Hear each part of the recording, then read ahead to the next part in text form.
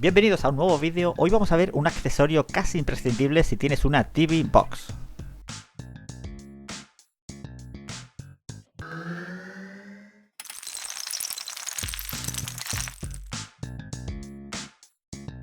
Bien, pues como estáis viendo es un mini teclado inalámbrico con panel táctil incorporado y la configuración no puede ser más fácil, pues simplemente introducimos a un puerto USB este pequeño receptor wireless que viene con el teclado y en unos 2 o 3 segundos se sincroniza con el teclado.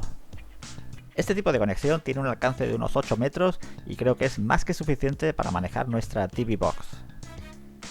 Dispone de todas las teclas para acceder a las funciones típicas como control de volumen, botón derecho o izquierdo del ratón o el botón Home. Incluso tiene la tecla Windows, pues es compatible con sistema operativo Windows para PC.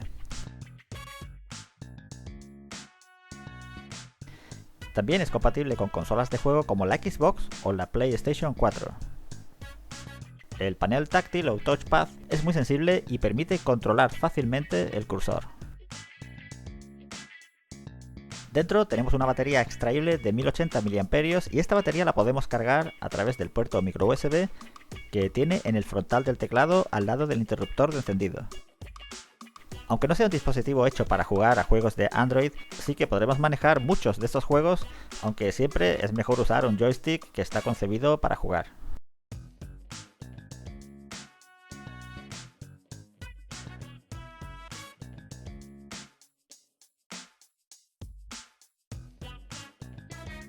Las luces del teclado podemos desactivarlas pulsando las teclas Fn más F2 a la vez, y podemos cambiar la iluminación creando distintos efectos.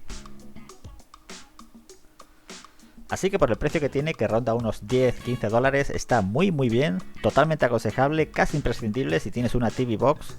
Así que yo me despido aquí, nos vemos en un próximo vídeo.